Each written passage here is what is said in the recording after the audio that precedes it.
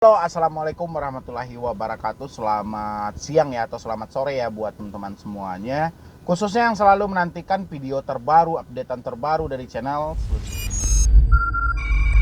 Terima kasih ya buat teman-teman semuanya yang selalu bermurah hati ini untuk hadir di channel Solusi Hutang, ataupun yang selalu mendukung tentang channel Solusi Hutang gitu loh. Pokoknya saya ucapin terima kasih lah buat Anda semuanya, ataupun yang baru bergabung atau baru menemukan tentang channel Solusi Hutang sejak Anda gagal di pinjol, telat bayar di pinjol, ataupun hal-hal lain tentang pinjaman online. Pasti Anda akan menemukan yang namanya channel Solusi Hutang, karena saya pribadi selalu membahas tentang pinjol gitu ya. Saya tidak mau membahas konten lain, rasa saya bukan naungan saya gitu loh, tapi saya lebih ke soal hutang-hutangnya dan soal ke motivasinya.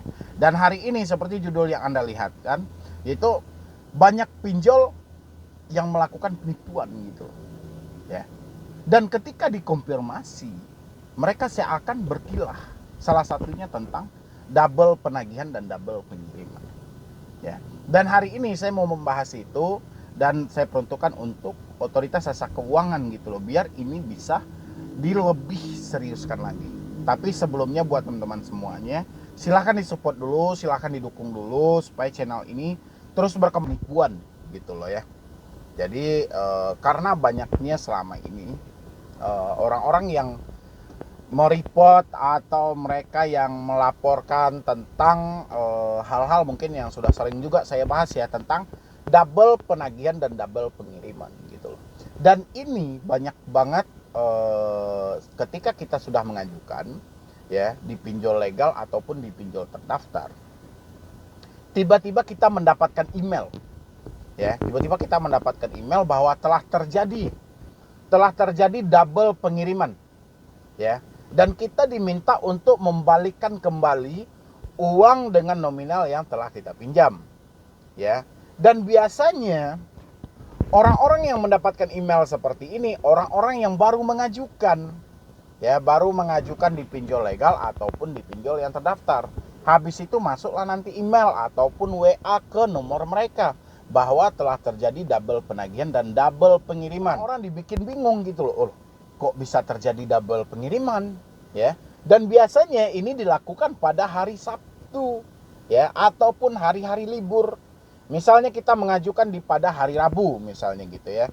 Rabu, Kamis, Jumat, biasanya di hari Jumat sore kita mendapatkan email itu ya. Yang saya perhatikan ini karena banyak yang email ke saya, biasanya mereka mendapatkan email itu hari ini, esok harinya libur ya.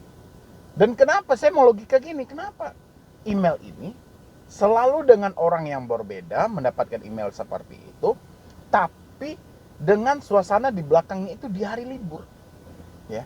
Baru saya menganalisa ketika terjadi adanya double pengiriman ya, ketika si penipu ini mengaku misalnya terjadi double pengiriman misalnya gitu ya, habis itu orang-orang tidak akan bisa ngecek karena hari itu hari libur. Kalau mereka pun ke ATM, apalagi mereka yang jarang menengok nominal saldo mereka, mereka juga bingung ya.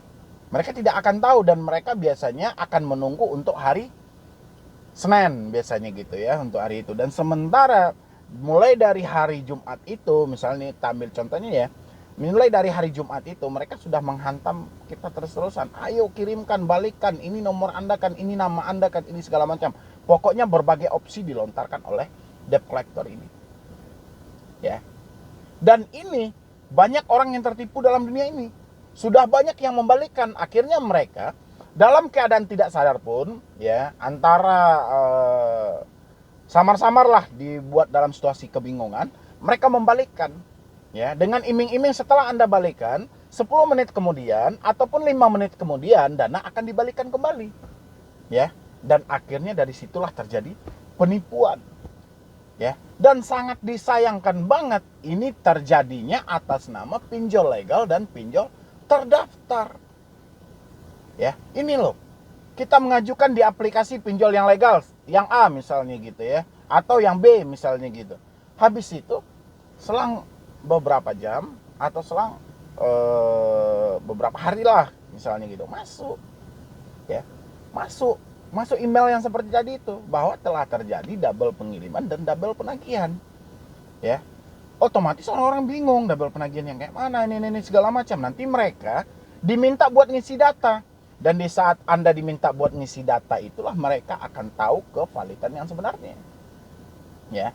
Yang awalnya si penipu tidak mengetahui nama si debetur, akhirnya tahu karena diminta ngisi data. Diminta ngisi rekening ini segala macam.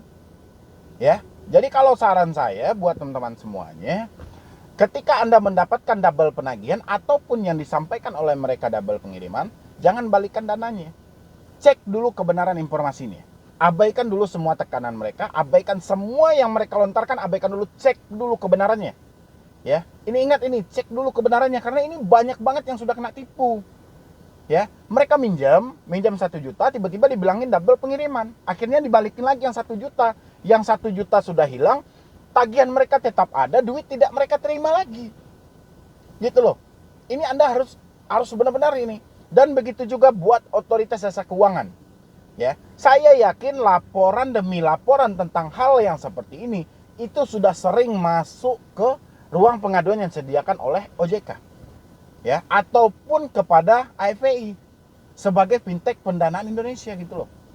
Ya, saya yakin pengaduan itu sudah banyak mengatasnamakan dari pinjol-pinjol legal atau pinjol P2P lending yang sudah terdaftar ataupun terverifikasi.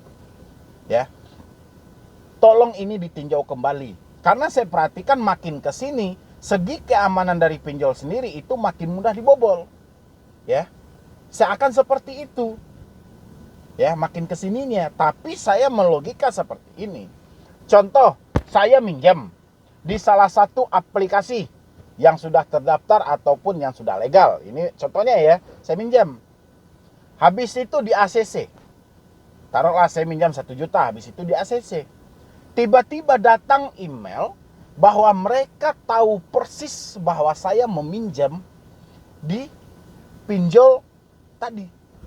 Gitu loh, misalnya, Medi, kamu tadi telah mengajukan dana di aplikasi ini. Dan itu telah terjadi double penagihan atau double pengiriman.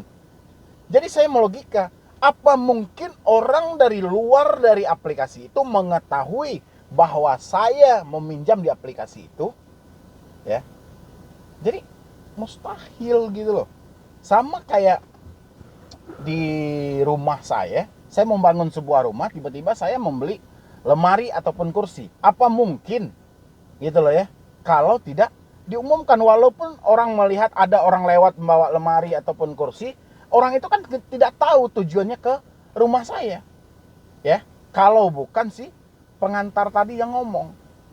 Gitu loh. Jadi saya rasa di sini ada keterkaitan di masing-masing pihak gitu loh. Karena ketika dikonfirmasi, ada di beberapa pinjol yang dikonfirmasi mereka tidak mengakui dan mereka bilangin kalau memang ada yang mengataskan nama kami itu penipuan. Ya. Oke, kami bisa mencerna itu dalam dunia penipuan, tapi kenapa mereka bisa tahu persis nama kita, identitas kita, dan jumlah pinjaman kita? Ya, berarti ada sesuatu yang terjadi, ada sesuatu yang terbuka di dalam hal ini. Ya, mungkin data, mungkin apa, pasti akan ada gitu loh. Kalau nggak mungkin penipu bisa tahu persis nama si debetur, jumlah pinjaman si debetur, dan mereka tahu juga si debetur minjam di mana gitu loh. Dan ini perlu diselidiki lebih lanjut lagi oleh otoritas jasa keuangan karena sudah banyak itu yang menangis gara-gara hal ini. Ya.